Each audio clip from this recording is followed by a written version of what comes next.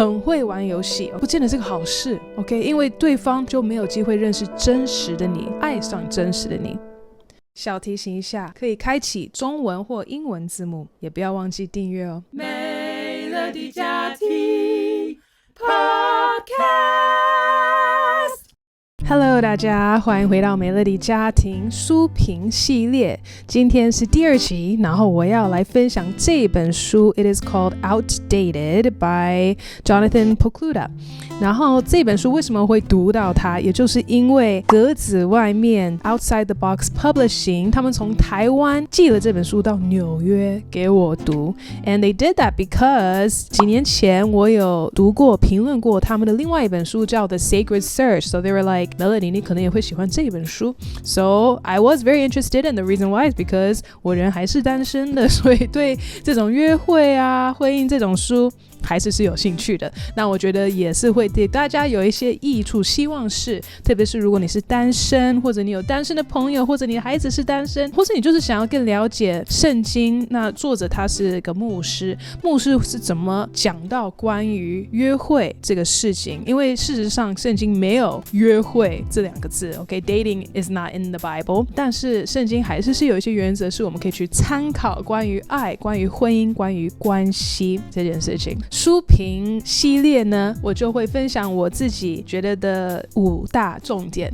然后在每一个重点最后我也会分享提供一些讨论问题，希望大家可以自己在留言区去回答，或者你们可以组织小组一起来讨论这些讨论的问题，我觉得会对大家有益处。那进到大点之前，我先介绍一下他是怎么整理这本书。 Each chapter the pastor addresses a myth of dating， 就是我们常常会对约会的迷思，他每一章就会去讨论，然后去分享正确的真理是什么，所以我就自己挑了我觉得5个大迷思，我可能以前比较常会有的，或者我认为很多人也会有这样子的迷思，但每一章每一个迷思我觉得都是很值得去读去参考的。 But I'll just pick my top 5. So the first myth of dating is that dating is fun，约会只是有趣，或者约会的目的只是为了好玩。但是这个的真理，相反的真理是什么呢？就是如果我们为了正确的目的去约会，其实约会会更有趣，不是只是为了好玩去约会。那你怎么知道你只是为了好玩去约会呢？就是如果你不是以结婚为前提，那你就只是为了好玩去约会，但是结婚就是前提，我们去约会的时候我们才更知道我们到底要的是什么，我们不会浪费时间。所以就像购物一样，这本书里面给了2个购物的比喻。第一个比喻就是如果你今天没有一个目的你去逛街，那可能你同样的时间，你朋友是很有目的性的，他找到了他要的东西，他还有时间去比较，然后去找到最好的那个东西，他就买回家了。那你呢？你就是左逛右逛，你也不知道你要买什么，所以你回到家的时候你什么都买了，或者你买了这个买了那个，最后你是后悔，最后你是没有买到真正你需要的或者你要的。那我们常常很多人交往约会就是有一样的心态，就是 we don't know what we want， 所以我们就在那里左逛右逛，然后可能最后是后悔。那第2个购物的比喻我觉得很好，就是如果你不是以结婚为前提去约会，那就有一点像你没有带钱去逛街。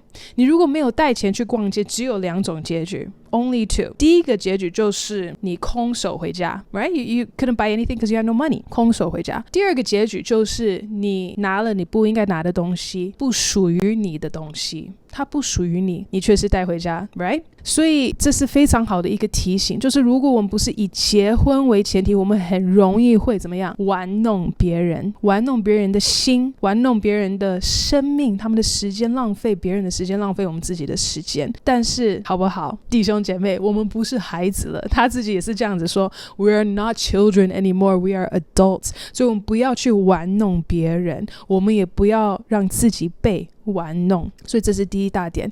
那这里的讨论问题我想提供给大家就是呢，约会的目的是什么？我是否是带着这样的目的在约会呀？可以好好的问自己。那第二大点我想要来分享就是这个迷思是什么？ Singleness is a problem to be fixed. 单身是要被解决的问题。所以我们常常有的一个谎言就是我需要赶快 get through this season of waiting. The grass is greener on the other side, right? 就是我们不希望在这样子的等待季节，很希望可以赶快越过这单身的季节。那他说这个相对的真理其实是单身是个礼物。Singleness is a gift. 事实是你再也不会像现在单身时一样拥有更多的自由，更多的时间，更少的责任，以及更多机会去冒险，为福音冒险并服侍神。And that is true. 就是当我们单身的时候，我们真的也就需要考虑的只是我们自己 right? 我妈妈也常常讲，就是因为她是妈妈，她需要考虑的是很多很多东西。我自己头脑里面可能大部分时间就是想到我自己啊，周围的人啊，事情啊，事物。But she's like, thinking about 100 things. 就是因为她是妈妈，就是因为她已经结婚或者有这些责任了嘛。But as a single person, it truly is a gift. 在这个时候，我们可以去做我们可能在交往或者结婚后比较没有机会去做的事情。我想到我自己过去这一年在东京 去当宣教士。 If I was in a relationship 我就可能没办法做这件事情嘛 right? And also the fact that I'm here in New York City 就是我真的是很希望可以好好的珍惜跟使用单身的这个礼物，真的把它当成一个礼物，而不是我们需要很快摆脱的一件事情。然后再来，我们要相信它是一个好的礼物。为什么？因为我们知道赐礼物的是谁，就是爱我们的上帝。 We have to believe the gift is good because the gift giver is good. 所以我常常也在提醒我自己 Yes, I am single because God loves me. 我现在是单身因为神爱我，因为他爱我，他是有他的原因让我现在是单身的。可能他就是要我能够有这样子的自由，可以做可能已经在交往或者结婚的人没办法做的事情。我有更多时间可以服侍他，更多时间可以去冒险，对不对？ Yeah, because God loves me. 也不是说我们就 be okay with being single forever, but maybe, right? Maybe. Paul the apostle was also single. 就是其实作为基督徒，我们在婚姻的秘诀上下集也有讨论到这一点。The Christian view on marriage is actually neither. 神是我们的中心，不是家庭，也不是孩子，也不是婚姻。It's actually God. So actually Christianity, at the time, it was quite revolutionary in the sense that 它没有说你的价值在于你有没有结婚。因为在那个时候其实很多人会觉得我有结婚我才有价值，或者我能生孩子我才有价值，特别是女性。 But 耶稣其实他是单身的 and he was the perfect human. 使徒保罗他也是单身的所以这其实是很有趣的事情。其实基督教的中心就是神是我们的一切，神满足我们的心，上帝是我们家庭我们生命的中心，却不是婚姻，也不是我们的配偶，也不是我们的孩子。所以事实上我们也要相信 If I were hypothetically single for the rest of my life, that would be okay. That would be okay. 好，但这里的讨论问题是什么呢？如果我把单身看作为一份值得珍惜并要明智使用的礼物，而不是急着想要摆脱的状态，我的生活会有什么不同我们可以去思考这一点，问问看我们自己。好，第三大点 You have to be good at playing games. 你必须很会玩游戏。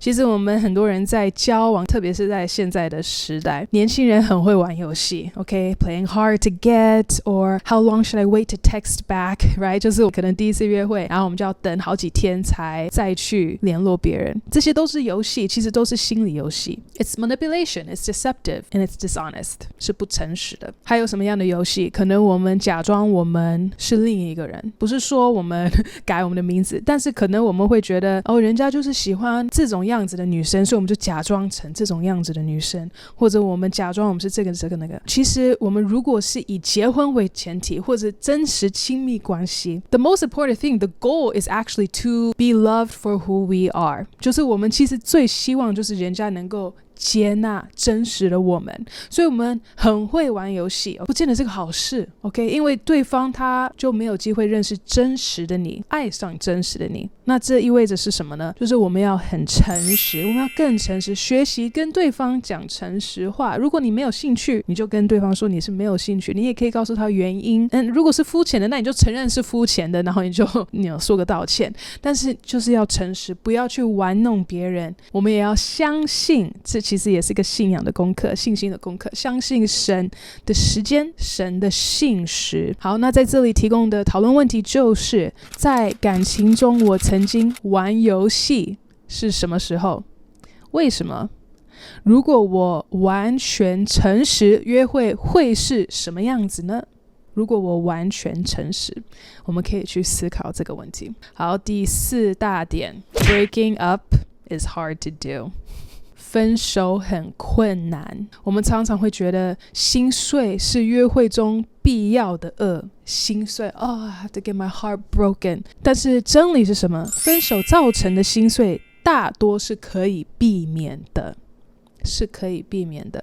我觉得这是一个很好牧师提供的一个盼望，就是我们不用想到好像每一次分手就要非常非常的严重，然后天翻地什么的 like yeah it doesn't have to be, it doesn't have to be。 那 for one 我觉得如果我们是以结婚为前提，然后我们是真的很认真很诚实，想要认识对方，让对方也认识我们。那当我们知道了我们不适合，他们不是适合的配偶，那我觉得这样子的一个事实，也就是会让我们有见识，也就更容易可以放手。Because we truly are just wanting to get to know each other。我们的目的就是真实的认识彼此，而不是只是我不想要单身，我不想要单身，我就是一定要跟你在一起，不管怎么样，即使你是一大堆的 red flag OK， 一大堆的问题，我就是不想单身，那你就没有真实看见，你不对自己诚实，看见其实对方就是不适合嘛，或者你也不适合，你还没有准备好。那你知道了不适合或者还没有准备好，你就可以放手，因为你知道你们的目的是什么。再来，为什么心碎是可以避免的？就是如果你没有越过一些界限 right? If you didn't cross some physical boundaries with the other person， 其实这些也都是会让你分手过后好处理。牧师也有提供一些 single issue disqualifiers， 就是如果你看到对方有在这3样有其中的1项、2项、3项，你大概就可以跟他分手。 And it is the 3 A's: addiction, anger, and adultery。那 adultery 其实你还没结婚，你就是在犯奸淫吗？其实 adultery also includes sleeping with anyone who is not your spouse， 所以在婚外性行为它也包括在奸淫的里面。 So ignore the sunk costs， 不要被沉没成本欺骗。沉没成本就是你觉得我都已经花了那么多时间在这个人身上，我一定就是要继续跟他在一起直到我们结婚为止。 No， 如果你已经看到不适合了，赶快分手，赶快分手。然后最后他在这一章也有讲到一个很好的一个原则，就是 leave them better than you found them， 让对方在遇见你之后比之前更好。就像有时候我们去人家家待一个晚上，作为基督徒我们就要有一种态度，就是我希望让他们的家或者让我们这个房间在我离开之后比我到之前更好，所以我们就会整理的好好的。那跟关系一样，就是我们在约会，我们跟人家交往的时候，我们希望对方的整个状态是认识我们之后比认识我们之前更好然后他还特别说一个，就是你会希望他们未来的配偶感谢你，因为在结婚之前他们曾和你交往过。 Isn't that interesting? You want their future spouse to be glad that their new husband or wife dated you first， 就是说在交往的过程里面，对方有没有机会因为你的关系变成更成熟，变成更会沟通，更爱神等等等。如果是的话，那就是对。但如果你们在交往过程，你们两个都更远离神，或者更自私，或者更脾气暴怒 or whatever， 那就不见得是好事 right? You want the future spouse to actually thank you, and maybe that future spouse is yourself, right? You want to be able to thank yourself for keeping the boundaries, for treating the other person well。 所以在这里的讨论问题就是，我该如何与人约会才能让他们未来的配偶，甚至那个人可能就是我自己，会感到轻信他曾经先与我交往过。其实常常我们看到却是相反 right？ 可能结婚后我们就会对丈夫以前的前女友很多的怨恨，或者很多的 jealousy and all of that stuff, negative emotion. 但是我们不希望是这样子的状况。 We hope that we respect each other's boundaries so much that they're actually grateful. They're actually grateful for that relationship. 好，最后一个大点， You know when you know. 你会知道的时候就会知道。所以我们常常会觉得结婚是一个太重大的决定，需要某种神秘的感觉，好像你们命中注定要在一起， like that magical sense, love at first sight, 一见钟情的那种感觉。但是相对的真理是什么呢？就是你不必等待命运安排。其实我们如果去看现在离婚的数据 right, the percentage 可能大约有一半觉得自己知道，我就是知道就是他。那这些人怎么样？最后也是就是知道这是个错误，知道他自己错了。其实我为什么选这个重点，也就是因为有一天我带了这本书去朋友的家在读，然后他看到我在读，他自己也就翻，他就直接翻到这一章，因为他很有兴趣知道牧师是怎么讲到这一点。其实我觉得很多人也有同样的一个想法， because 其实作为基督徒我们也是很重看婚姻这件事情，所以有时候我们就觉得哇，婚姻是太重大， we put so much weight on it and it is a weighty thing， 但是我们会觉得我需要看见异象，或者我一定要听到神亲自告诉我 an audible voice of God, He is the one, She is the one or something。 但其实要结婚这件事情最终它是你个人的一个选择，那所有的选择都必须要你来负上这个责任， take responsibility for your own choices, for your own decisions. And how do you do that? 就是 you have to get the necessary information， 你需要有足够的资料，足够的看见认识，你才能够做正确的决定嘛。所以我们常常听到人家讲，或者我们自己会觉得说，我就知道，我就是知道，就是他，就是他，我就是知道。其实这个知道是什么？是你自己的感觉， It's just a feeling， 但是感觉是会改变， Feelings change. So what do we need? We need facts, not feelings. 我们要的是事实，不是只是感觉。有没有足够的认识到对方？很多很多的东西，信仰，他们怎么花钱，对于婚姻的期待，对于生命的一些目标 everything, all of these things 我们在结婚前都可以先去知道，去了解。 This is information to inform our decision. 所以婚前辅导也是一个可以考虑的事情，因为常常在婚前辅导就是会去问到这些可能在交往过程不一定问到的一些问题，怎么花钱啊，怎么去处理冲突啊，家庭孩子啊，等等等 all of these sort of things 可以去找婚前辅导，或者就是在交往的过程多多就是去讨论，然后去了解。牧师也是说应该交往多久，就是够久以至于知道彼此适合作为配偶，但不要再多久。然后订婚应该多久？够久以至于能筹备婚礼，并让宾客有时间安排，但不要再更久。在这里的讨论问题提供给大家，就是好莱坞如何扭曲了我们对爱情与婚姻的看法。如果婚姻是一个选择，在做这个选择之前，我需要哪些资讯？我们都可以去考虑看看。Because in Hollywood, you know, it's all about the feelings, it's all about the feelings. 这样子电影才好看。但是好莱坞就只是好莱坞，电影就只是电影，跟事实常常是没有相关的right? So that was my top 5 points from this book. 希望我分享这5点对大家也有帮助，然后我会提供所有的讨论问题在这边，你们也可以自己去更多思考，或者在小组里面去讨论。谢谢大家观看这个影片，然后很期待读到大家的留言。Alright, I'll see you in the next one. Bye bye!